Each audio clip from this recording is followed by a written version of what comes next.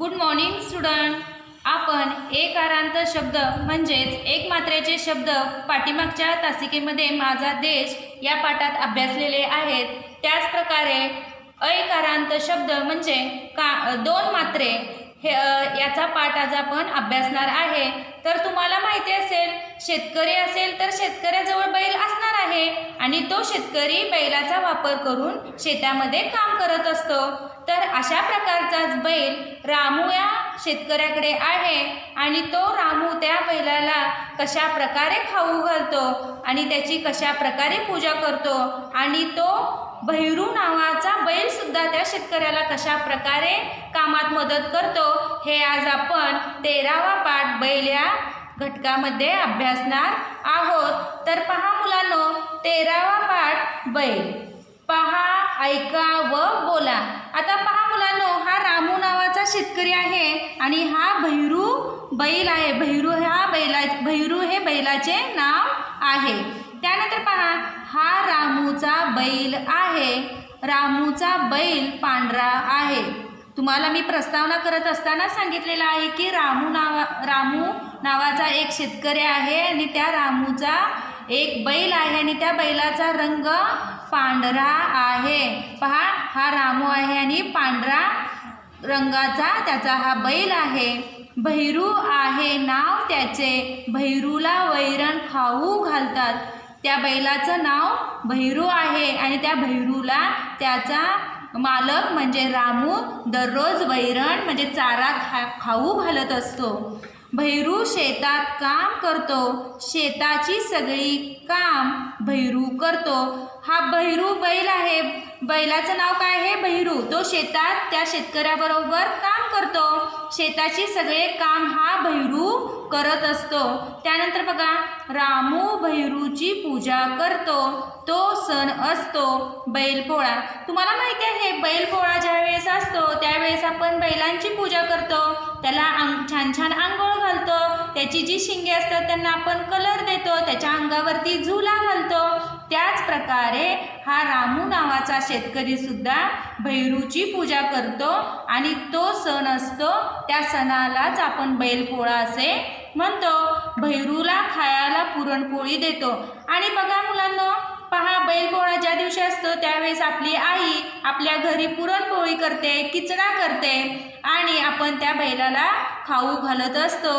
तर पहा मुलांना, ह्या चित्रामध्ये तुम्हाला दिसत आहे रामू आणि त्याची पत्नी, त्याचा मुलगा काय करत आहे? त्या बैलाला खाऊ घालत आहे, पुरणपोळी खाऊ घालत आहे. गळ्यामध्ये घंटी बांधलेली आहे, अंगावर झूल सुद्धा घातलेला आहे. अशा प्रकारे बैलपोळा आपण साजरा करत असतो. तर या पाठामध्ये दोन मात्रेचे शब्द आलेले आहेत. तर स्वाध्यायामध्ये पहा मुलांनो, पहा, वाचावल्या.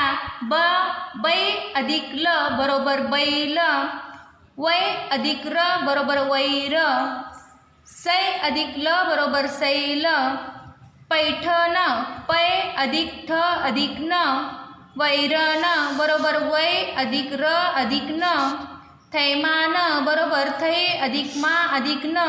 हे शब्द जे दोन मात्रेचे दिलेले आहेत ते तुम्ही 2 वेळा वाचन करायचे आहेत आणि वहीमध्ये सुद्धा लिहायचे आहेत. त्यानंतर पहा, वाचावं लिहा.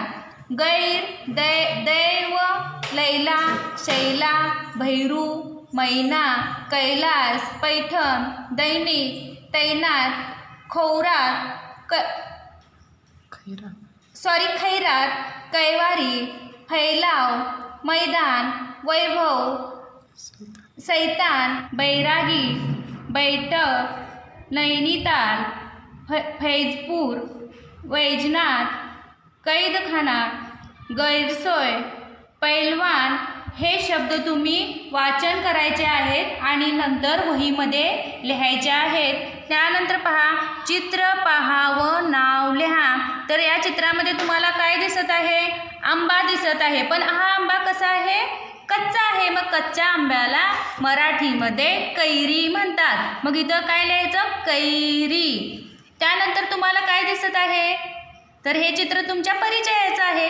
तर इथं लिहायचं आहे सैनिक. त्यानंतर पहा, हे चित्र सुद्धा जे विद्यार्थी शेतकरी कुटुंबात जन्मलेले आहेत किंवा ज्या मुलांना बैलगाडी बघितलेली आहे त्यांनासुद्धा हे चित्र लगेच समजणार आहे. तर हे चित्र कशाचं आहे? बैलगाडी. तर पहा मुलांनो, पाठीमागच्या तासिकेमध्ये सुद्धा आपण चित्र पाहून त्याची नावं लिहिलेली आहेत. त्याच प्रकारे हे सुद्धा तुम्ही लिहायचे आहेत. हे तुम्ही टेक्स्टबुकमध्ये सुद्धा आणि वहीमध्ये सुद्धा लिहायचे आहे. त्यानंतर पहा, वाक्य तयार करा व लिहा. हा चित्र कशाचा आहे? बैल आहे. हा बैल आहे. त्यानंतर बघा, आई हे चित्र कशाचं आहे? आंबा म्हणजे कैरी. कच्चा आंबा असल्यामुळे कैरी म्हणायचे त्याला. आई कैरी बघ. तर हे सुद्धा तुम्ही टेक्स्टबुकमध्ये सुद्धा आणि नोटबुकमध्ये सुद्धा लिहायचे आहे. रिकाम्या जागी योग्य अक्षरे लिहा व शब्द बनवा. रा मू ऐरण कैरी हे तुम्ही शब्द तयार करायचे आहेत. अक्षरे जुळवून शब्द तयार करा. वै अधिक शा अधिक ख बरोबर वैशाख. दुसरं पहा, वै अधिक र अधिक न वैरण. तिसऱ्या नंबरचं पहा, दै अधिक नी अधिक क दैनिक. 4 नंबरचं पहा, भै अधिक र अधिक व भैरव. हे सुद्धा अक्षर जुळवून शब्द तयार करणे हे आपण पाठीमागच्या तासिकेमध्ये अभ्यासलेलं आहे. त्यानंतर पहा, वाचा. पहाट झाली, भैरू उठला, बैल सोडले, आऊत घेतले, बैलांना पाणी पाजले, वैरण घातले, आऊत धरून घरी आला. हे तुम्ही वाचन करायचं आहे आणि मला व्हिडिओ करून पाठवायचा आहे. त्याच्या अगोदर हे जे मी तुम्हाला बैल हा पाठ शिकवलेला आहे तो तुम्ही मनापासून वाचन करायचा आहे आणि ऑनलाईन क्लासेस असणार आहे. त्यावेळेस मी तुम्हाला या पाठावरती क्वेश्चन विचारणार आहे. धन्यवाद.